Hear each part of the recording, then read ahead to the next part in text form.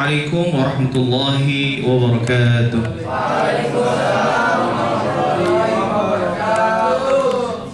Alhamdulillah, alhamdulillah ala adal ijtima' al-mubarak.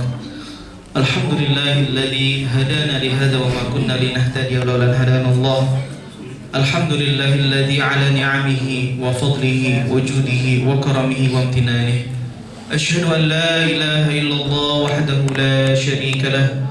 وأشهد أن سيدنا وحبيبنا وعظيمنا ومولانا محمدا عبده ورسوله اللهم صل وسلم وبارك ومجد وعظم على سيدنا وحبيبنا وشفيعنا ومولانا محمد وعلى آله وأصحابه ومن تبعه بإحسان إلى يوم الدين.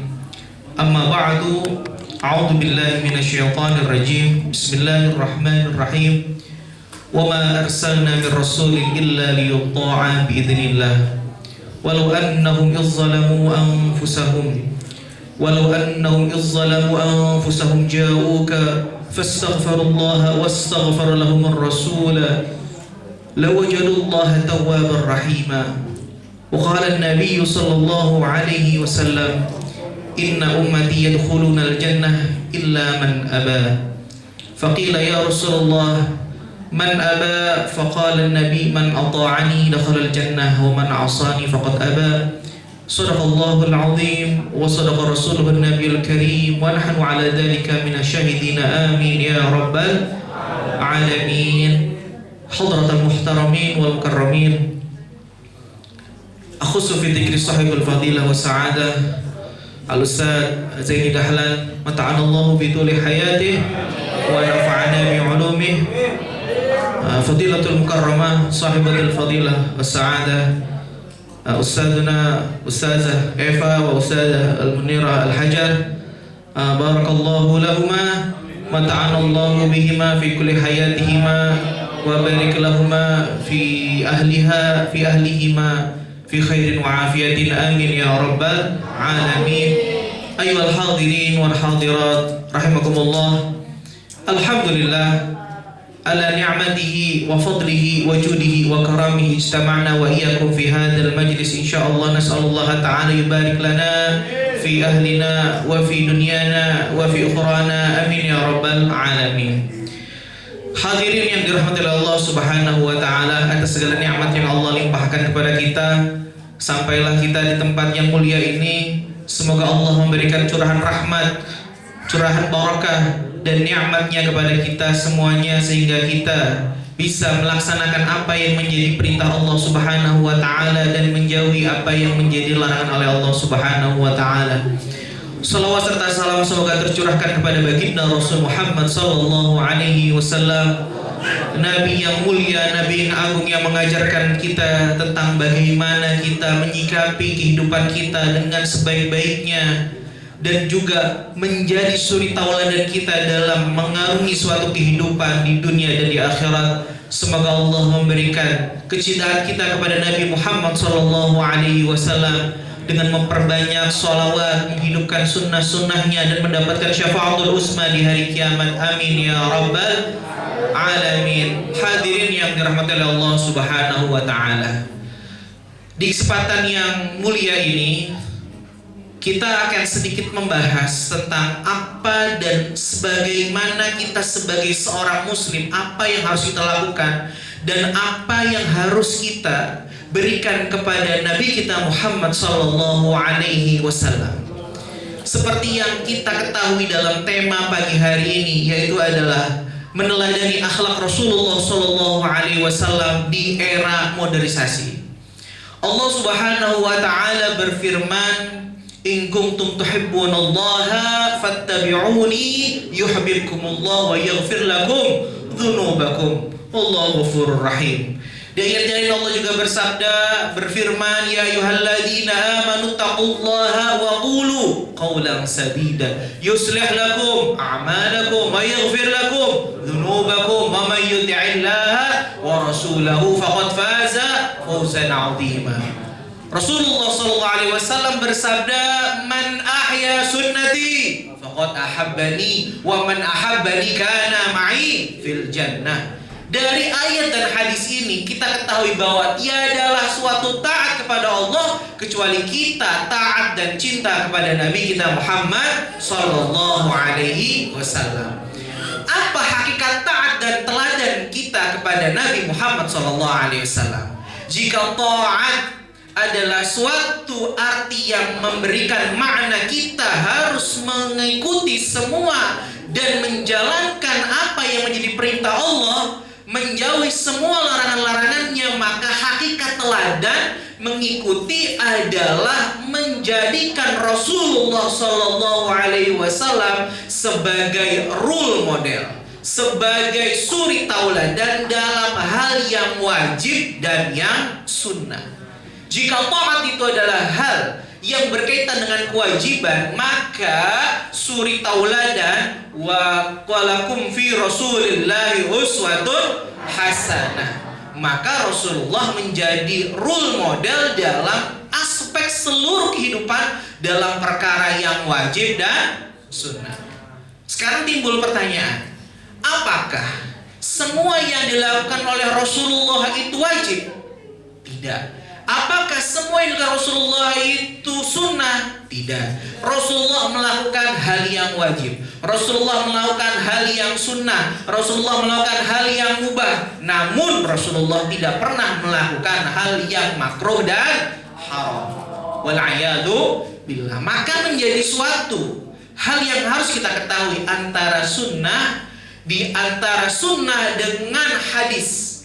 Sunnah dalam perspektif fikih adalah ma talabahu syari'u talaban ghaira jazimin yuthabu ala fa'ilihi wa la yu'aqabu ala tarikihi. Ammal hadis awi sunnah fil Islam hiya ma udhifa ila Nabi sallallahu alaihi wasallam min fi'lin min qawlin aw fi'lin aw taqririn aw sifatin. Jadi kita harus tahu makna sunnah dalam perspektif fikih dan makna sunnah dalam perspektif ajaran sumber Islam. Dalam perspektif fikih, sunnah adalah suatu hal yang ditekankan, dianjurkan bagi seorang muslim namun tidak mengikat dan tidak mewajibkan. Yaitu apa? Yuthabu ala fa'ili. Apa makna yuthabu?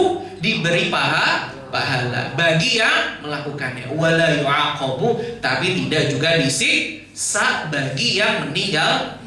Maka itu adalah sunnah dalam perspektif fikih. Itu dalam hukum.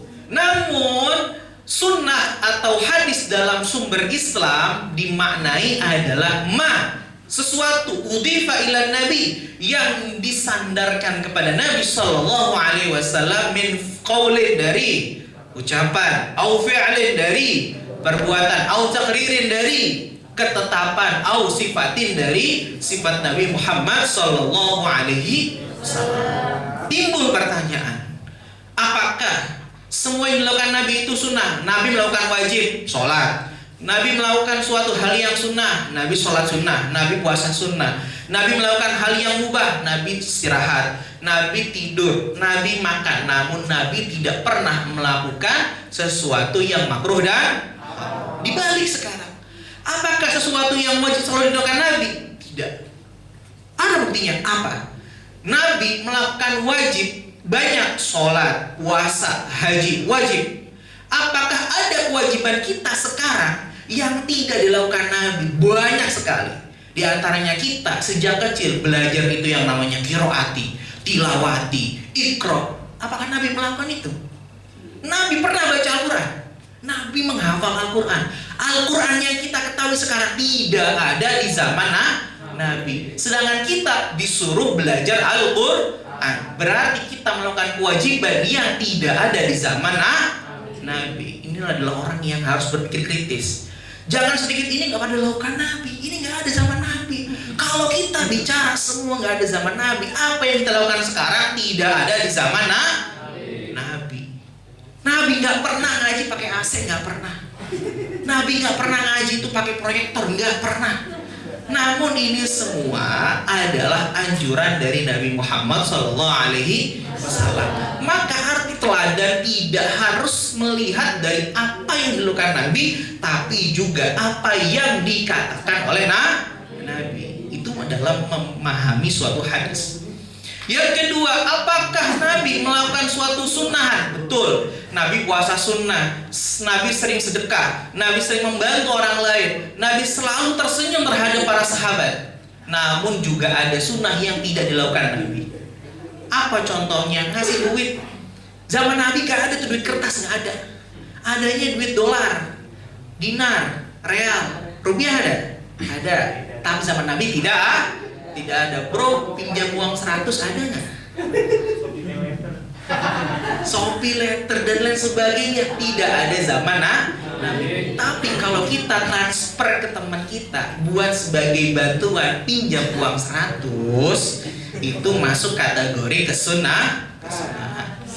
Maka arti sunnah hakikatnya adalah sesuatu yang tidak semua dilakukan Nabi, namun masuk dalam hal yang dianjurkan dari ucapan dan perkataan Nabi Shallallahu Alaihi Wasallam. Kita akan masuk dalam pembahasan daripada meneladani akhlak Rasul Shallallahu Alaihi Wasallam di era modernisasi. Kalau kita bicara keteladanan, maka aspek yang kita ketahui itu sangatlah banyak.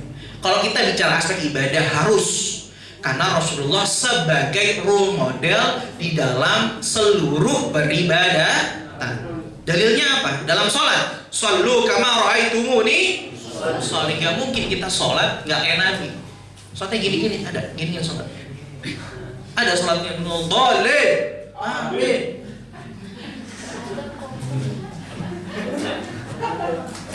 Maka harusnya idealnya sholat itu harus apa yang dilakukan oleh Nabi kita Muhammad Shallallahu Alaihi Wasallam. Yang kedua dalam konteks muamalah, yaitu apa? Hal-hal yang berkaitan dengan interaksi sosial dan transaksi. Zaman Nabi sudah ada itu yang namanya jual beli. Zaman Nabi sudah ada yang namanya pergadaian. Zaman Nabi sudah ada yang namanya penyewaan, peminjaman dan lain sebagainya. Maka apa yang kita lakukan itu harus cermat dan teliti sehingga khawatir apa yang kita lakukan itu berbeda dengan ajaran Nabi Shallallahu Alaihi Wasallam. Kita nge-game, gamenya gini, kira-kira berapa itu? Apakah itu diperbolehkan zaman Nabi? Apakah itu suatu game yang bisa ditolerir oleh syariat?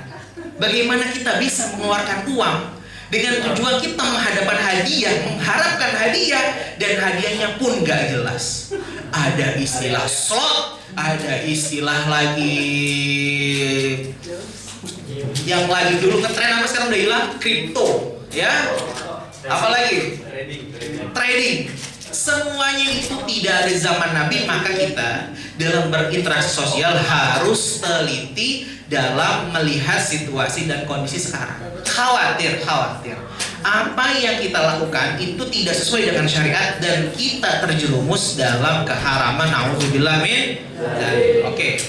Sekarang kita akan bicara konteks keteladanan dalam perspektif thalibul ilmi, menuntut ilmu. Kita mau tanya sih, apa sih tujuan kalian ke Alhamidiyah? Kalau saya bertanya kepada kalian, apa tujuan kamu datang ke sini? Mayoritas banyakannya adalah mencari ilmu. Ada yang karena terpaksa disuruh orang tua, benar? Ada yang karena rumahnya dekat, betul? Ada yang karena ketemu Bu El, jadinya mau belajar di sini, iya. Ada yang karena ketemu Bu Eva mau belajar di sini. Atau ada yang mau ketemu saya? Nggak ada kalau itu ya. Jadi tujuan hakikat kita menuntut ilmu yang pertama, nah ini harus kita oleh kita semuanya adalah karena Allah Subhanahu wa Ta'ala. Innamal a'malu binniyat wa innamal likulli imri'in ma nawa. Wa man kana hijratuhu ila Allah wa rasulihi fa hijratuhu ila Allah wa rasulihi. Wa man kana hijratuhu ila dunya yusi wa imratin yankihuha fa hijratuhu ila ma hajara ilaihi. Jadi Nih penting buat teman-teman semuanya, saya, Bu El, Bu Eva, kalian.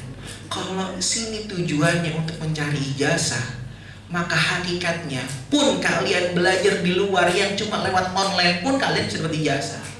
Tapi kalau kalian kesini tujuannya karena Allah, kalian bisa dapat semuanya. Dapat ijazah, dapat ilmu, dapat jodoh. Amin. Dapat apa lagi? Dapat jabatan, bisa dapat kerjaan, bisa dapat perusahaan, bisa dapat mertua juga.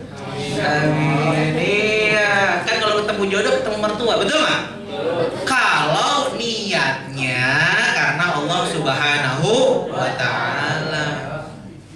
Jadi yang tanamkan pertama buat kalian itu adalah niat karena Allah. Itu adalah cara kita meneladani Rasulullah Shallallahu Alaihi Wasallam.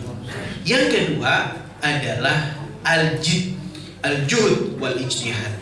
Kalau kita masuk di Pondok Gontor atau tulisan man jada wajada, apa yang kamu lakukan di sini itu tulisan terbesar. Kalau kita masuk di Gontor, maka syarat untuk kita bisa mendapatkan ilmu itu adalah dengan bersungguh-sungguh. Caranya apa? Memiliki himmah, semangat yang luar biasa. Dikisahkan, ini sedikit saya membagi kisah buat kalian tentang berkahnya orang yang menuntut ilmu kepada kedua orang tuanya. Menjadi motivasi ketika saya di pesantren dulu, ada kisah bahwa seorang anak yang ditinggal ayahnya meninggal. Orang tuanya meninggal. Siapa? Ayahnya. Sehingga sang ibu menjadi janda yang harus menafkahi anaknya dengan cara berdagang. Sehingga sang ibu melihat bahwa jika dia harus sibuk bekerja, berusaha berdagang, bagaimana dengan pendidikan anak-anaknya? Karena hakikat pendidikan pertama bagi seorang anak adalah ibu, betul? Madrasatul ula al-um. Maka sang ibu berpikir, bagaimana jika anak ini saya taruh pesantren, sehingga saya bisa fokus mencari nafkah buat anak saya, dan anak saya bisa fokus untuk belajar. Kemudian diminta anaknya, nak, ayah udah gak ada, ibu harus menggantikan posisi ayah, dan engkau harus tetap terus belajar, sedangkan ibu juga harus mencari nafkah. Maka cara dan solusi terbaik adalah engkau harus ditaruh di pesantren. Apa yang terjadi? Anaknya sebagai anak yang soleh mengikuti apa kemauan ibunya dan ikhlas untuk dititipkan ke dalam pesantren.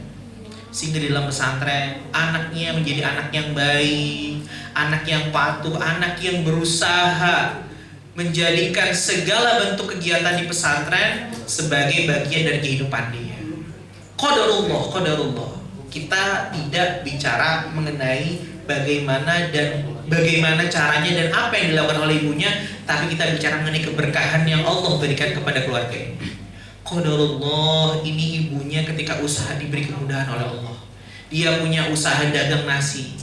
Jika biasanya jualan sehari bisa 50 bungkus, bertambah 70, bertambah sampai 80, bertambah sampai 100 bungkus, dan bahkan banyak orang yang order kepada dia dengan masakan yang nikmat sehingga dagangan dan usahanya laris manis. Atas keberkahan anaknya di pesantren ini, sehingga ibunya kewalahan karena banyaknya pesanan. Sehingga di waktu pemulangan, liburan tiba, maka sang anak kembali ke rumah, bertemu dengan ibunya. Dan sebagai anak yang baik, dia juga membantu usaha orang tua. Bungkusin, nyiapin nasi, nyiapin lap, dan lain sebagainya. Sehingga apa yang dilakukan oleh anaknya sangat membantu usaha ibunya. Maka dalam pikiran sang ibu terbesit, bagaimana jika anak ini saya taruh rumah aja? Karena banyaknya pesanan yang saya terima sehingga saya kewalahan, maka saya butuh tenaga bantuan. Maka sang anak diminta oleh sang ibu untuk membantu di rumah. Apa yang terjadi? Yang terjadi adalah ketika anaknya sudah tidak lagi di pesantren, maka yang terjadi pesanan dan penjualan dia semakin lama semakin surut. Hubungannya, masakannya enak, kemarin laris, kemarin banyak yang beli, dan tidak ada yang berubah apa yang dia masak. Tapi mengapa jualan dia semakin lama semakin menurun? Maka timbullah suatu pertanyaan, bahwa usaha yang kita lakukan tidak lain dan tidak bukan itu karena keberkahan dan rahmat dari Allah Subhanahu wa Ta'ala. Saya sedikit ya, cerita saya cara kemarin saya di sekolah itu ada tawaran dari kepala madrasah, yuk teman-teman yang mau ikut ASN silakan. Saya bilang, saya ini siapa? Saya ini alumni Timur Tengah, saya nggak tahu tuh pedagogi, saya tuh nggak tahu metodologi pembelajaran, taunya saya fikih, nahwu, bahasa Arab. Udah bismillah aja antum ikut. Saya nggak pede, Pak. Kita nggak tahu, rezeki itu Allah yang atur. Antum ikut aja, berkah siapin. Kalau saya nggak lulus, ya berarti belum rezekinya antum. Udah ikut aja.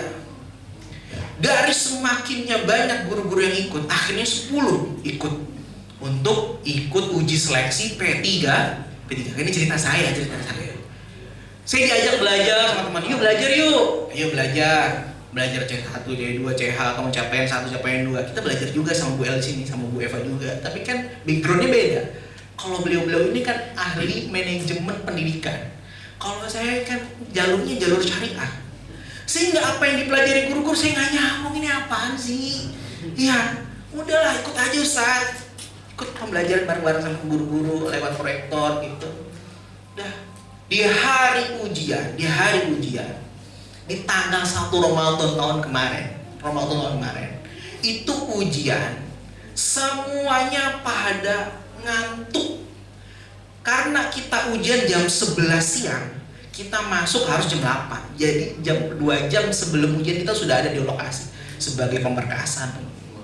Saking lamanya nunggu, mereka itu kecapean. Kalau saya memang anak pesantren, dimanapun saya berada saya bisa tidur. Jadi waktu nunggu itu saya tidur, saya minggu di kursi sambil menunggu. Namun dari sebagian teman-teman justru ngantuk dan cobaannya ketika ujian, ketika tes. Kalau saya udah seger karena sebelum tes sudah tidur di mana? Di kursi, bisa tidur di kursi. Anak pesantren ditanya, tidur di hamam bisa? Ada kayak gitu. Itu mah saya itu mah. Anak sini mah nggak ada. Ya. Qadarullah. Ya, nggak tahu saya juga. Allah kasih kemudahan dalam menjawab. Itu ada soal 200 soal, semuanya nggak ada tuh soal profesional, nggak ada profesional, semuanya pedagogi. Coba itu. Dan kita belajar manajemen apa sih? Kita nggak tahu tuh gitu-gituan. Kuliah S2, ya kuliah swasta, tahu lah. Kalau kuliahnya negeri, oke lah. Kita pedagogi belajar. Bismillah. Setiap pertanyaan jawaban kita sholawatin tuh. Dengerin semuanya. The power of sholawat. Kita usaha tuh boleh, mau deket sama doi itu boleh, mau menangkap dan menjadikan dia masuk dalam hati kita dan hati kita masuk dalam hatinya boleh. Kalau kita jalurnya cuma jalur mau apa, mau beli ini saya beliin, mau dibeliin apa saya transfer. Tapi ingat, ada jalur dan luar biasa untuk mencapai itu semua adalah jalur langit. Dan ini yang kadang banyak orang melewatkan. Jalur langit itu seperti apa? Saya minta sama ibu saya, Bu, ini yang pertama nih orang tua. Dan kalian harus tahu, jalurnya Allah itu perantara orang tua. Ini kadang kita nih lupa, kita masih punya orang tua. Kita minta redo, minta doa, minta restu. Bapak, Ibu, besok saya mau ujian, mohon doanya diberi kemudahan. Nah, kamu gimana persiapannya? Bismillah dah Bu, pokok doanya dah. Ya Ibu doain, ya jangan lupa sebelum buka soal, kamu baca Fatihah, kamu baca sholawat, kamu Fatihah, guru-guru kamu semuanya. Semoga Allah beri kemudahan buat kamu. Nah, amin Bu. Pak, besok saya mau ujian Pak, dan sebagainya. Iya nak, semoga Allah beri kemudahan buat kamu. Qadarullah, itu saya. Jawab itu kayak set set set set set. Itu jawaban dari mana coba? Jalur langit itu penting bro. Kita selama ini cuma jalur apa? Anak kasih usaha bela-belain dari sini ke rumah sana, dari sini ke... Lah kalian mau bimbingan dosen aja, dosen kalian nggak pernah kalian doain. Gimana caranya? Ketemu Bu Eva susah banget. Mau janjian ada aja alasannya. Maaf ya nak, ibu ada kondangan. Maaf ya nak, ibu ada kondangan. Kamu, selain kamu minta tolong sama Bu Eva, kamu mohon sama Allah, ya Allah, semoga Bu Eva diberi kesehatan, semoga Eva diberikan kesejahteraan, anak keluarganya semuanya sehat, sehingga saya bisa skripsi cepat dan lulus. Amin. Ini salah satu meneladani akhlak Rasulullah Shallallahu Alaihi Wasallam. Qadarullah, dari 10 teman yang lolos 5, dan saya adalah 2 terbaik dari semua formasi. Gak tahu. Jadi ingat, semua teman yang punya hajat jangan lupa dengan jalur langit. Apa itu? Dekatkan diri kita kepada Allah Subhanahu wa Ta'ala. Maka dalam konteks mencari ilmu, yang pertama itu adalah niat yang kuat, yang kedua itu adalah himmah dan belajar sungguh-sungguh. Dan yang terakhir adalah memberikan kemanfaatan dan juga kebaikan kepada orang lain. Jadi 3 ini aja konteks meneladani Rasulullah di dalam menuntut ilmu. Yang pertama adalah niat yang baik, yang kuat. Karena apa? Karena Allah Subhanahu. Kita niat belajar boleh nggak? Boleh. Cari jasa boleh? Boleh. Karena supaya dekat sama beliau boleh, nggak apa-apa. Tapi jadikan satu dan yang paling utama niat kita dalam belajar adalah karena Allah Subhanahu wa Ta'ala. Sehingga kalau misal doinya nggak dapet, ijazahnya nggak dapet karena kaluna sunnah, semisal, insya Allah Allah bantu. Min haitsu la yahtasib. Kita nggak tahu. Kita mohon sama Kaprodi sama TU, Pak, mohon maaf Pak, belum bisa bayaran. Tapi kalau kita nggak ngemis sama Allah, percuma kita ngemis sama TU, ngemis sama Kaprodi, ngemis sama ketua, dan kita nggak ngemis sama Allah, itu namanya sia-sia. Jadi yang pertama adalah jalur langit. Dan yang terakhir, konteks kita dalam meneladani akhlak Rasulullah Shallallahu Alaihi Wasallam adalah menghadapi situasi dan kondisi kita saat ini. Yang pertama, kita melihat saudara-saudara kita yang ada di Palestina sedang diuji sama Allah Subhanahu wa Ta'ala, kehidupan mereka, anak-anak mereka, keluarga mereka, dan bahkan harta mereka semuanya habis dibantai oleh kaum Zionis. Semoga Allah beri kekuatan bagi orang-orang Palestina. Semoga Allah beri ketabahan dan mereka yang mati dijadikan minasyuhada. Amin ya rabbal alamin. Rasulullah SAW bersabda, al-mu'minu lil mu'mini kal bunyan yashuddu ba'duhu ba'dha. Kemudian Rasulullah mengatakan wasyabbaka yadayhi. Rasulullah bersabda, man kana fi hajati akhihi kana Allah fi hajati. Allah fi auni abdihi, maka adalah abdu fi auni akhihi. Kita itu dikatakan mukmin kalau kita memiliki rasa prihatin, kita rasa perhatian kita terhadap mukmin yang lainnya. Kita nggak bisa bantu orang Palestina dengan cara apa? Perang. Kita di sini aja lagi sengsara, mau bayaran aja nggak susah. Apa yang kita harus lakukan? Pertama, kita doakan bagi mereka. Allahumma salimna wal muslimin. Allahumma ansur ikhwanana fa Filistin wa Gaza. Allahumma dammir a'daka Israel. Jadi arti daripada perhatian kita kepada kaum muslimin yang pertama adalah mendoakan mereka. Yang kedua, apa yang kita bisa lakukan? Boikot produk boleh nggak? Boleh. Oh, yang perempuan yang ganti apa itu ya, produk kecantikan. Kalau bisa, ya nggak apa-apa.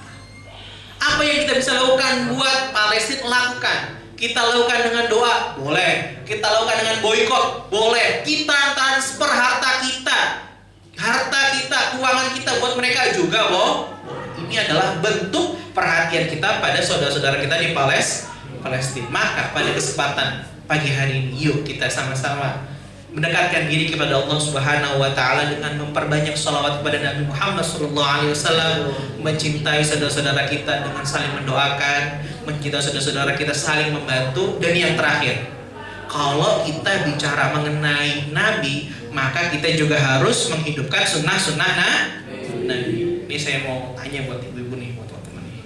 Sholawat, artinya sholawat apa sih sholawat? Sholawat sama sholat sama beda. Eva, sholat sama sholawat sama beda? Beda. Sholat sama sholawat sama beda. Ternyata sholat dan sholawat itu maknanya satu. Sholat itu mufrad, jamaknya sholawat. Namun kalau kita bicara mengenai sholat dan sholawat dalam konteks dan perspektif yang berbeda, maknanya beda. As-sholatu lughatan, doa. Sholat secara bahasa artinya apa? Doa kita kepada Allah. Ya Allah, itu sholat. Sehingga kalau kita sholat menghadap pada Allah Subhanahu wa taala, hakikatnya kita sedang berdoa. As-sholatu lughatan, doa. Secara bahasa artinya apa? Doa. Was-sholatu syar'an, secara syariat. Apa sholat itu? Aqwalun wa af'alun makhsusatun, khusus, mubtada'un bitakbiri wa muhtatamun bitaslim. Secara syari, apa itu artinya? Segala bentuk ucapan, segala bentuk perbuatan khusus yang diawali dengan takbir, diakhiri dengan salam. Sholat secara syariat. Oke? Secara syari, tadi secara bahasa artinya apa? Doa. Secara syariat, ucapan, perbuatan khusus diawali dengan takbir, diakhiri dengan salam. Itu makna daripada sholawat. Dan yang terakhir, sholawat ketika diberikan kepada Nabi Muhammad sallallahu alaihi wasallam. Berarti sholat ada dua. Ada sholat kita menghadap Allah, ada sholawat kita untuk Nabi Muhammad sallallahu alaihi wasallam. Sholawat kepada Nabi itu maknanya juga tiga. Ada yang tahu? Satu, maknanya apa? As-salat minallah, as-salatu minal malaikah, as-salatu min ibadillah. As-salatu minallah bermakna, ya ikhwan, ini antum. Sholawat dari Allah itu artinya apa? Rahmat, curahan antum tuh sholawat nggak tahu artinya gimana?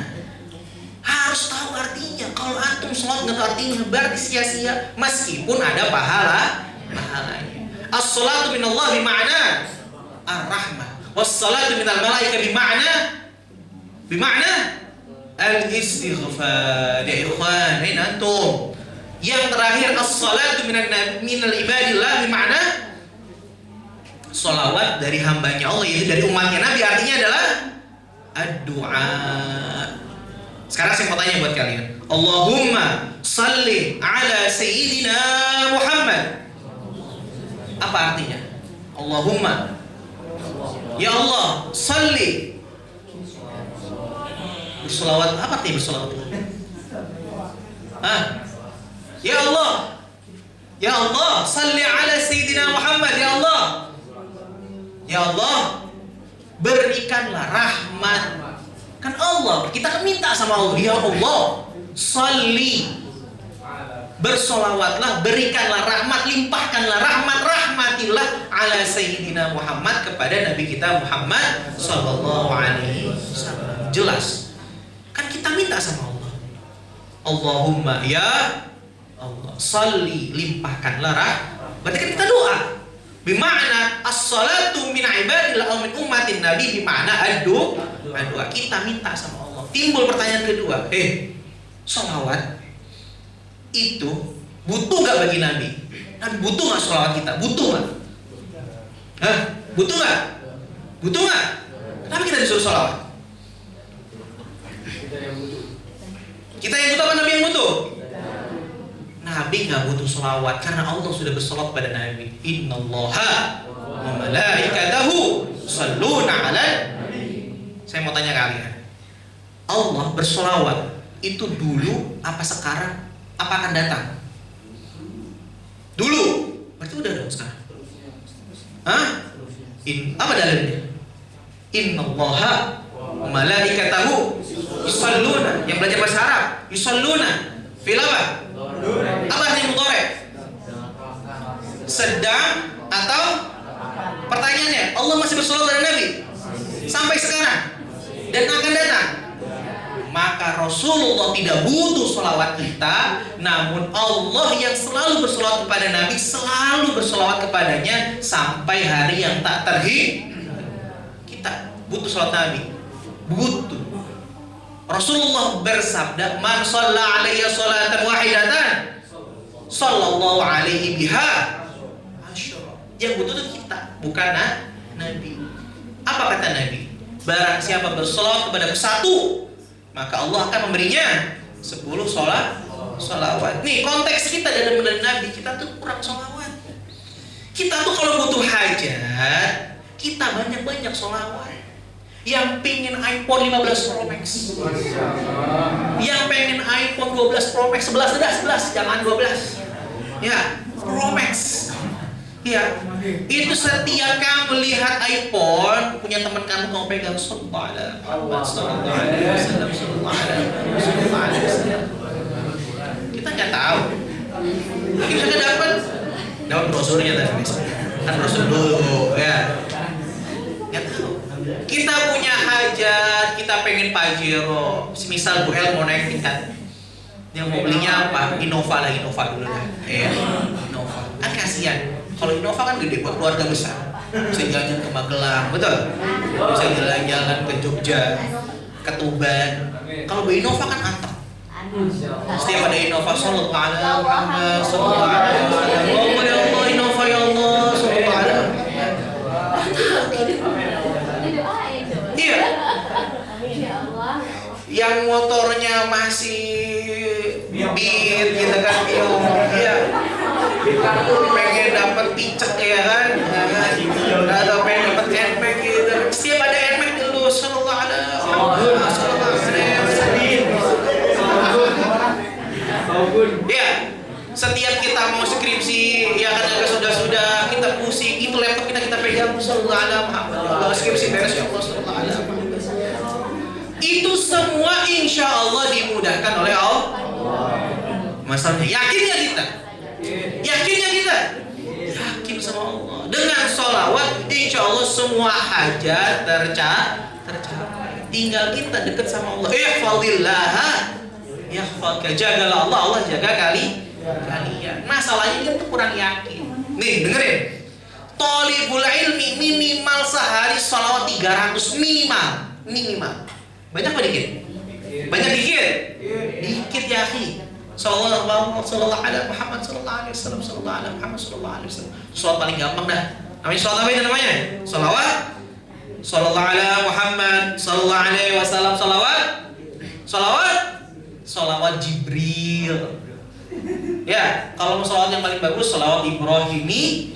Allahumma shalli ala Muhammad wa ala ali Muhammad kama shallaita ala Ibrahim wa ala ali Mubarak ala sayyidina Muhammad wa ala sayyidina Muhammad kama barakta ala Ibrahim wa ala sayyidina Ibrahim fil alamin innaka Hamidum.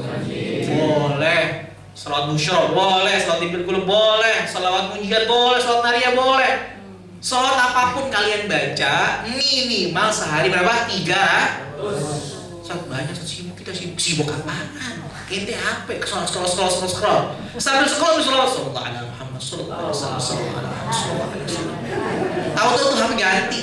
Tadinya Oppo, tadinya Xiaomi, langsung jadi Samsung, iPhone, Tab. Itu kalau dibacain sholat. Makanya yang skripsinya susah-susah, sholawatin, insya Allah diberi kemudahan. Yakin gak? Yakin, insya Allah. Maka sholawat itu artinya banyak. Kalau secara lughah bahasa artinya apa?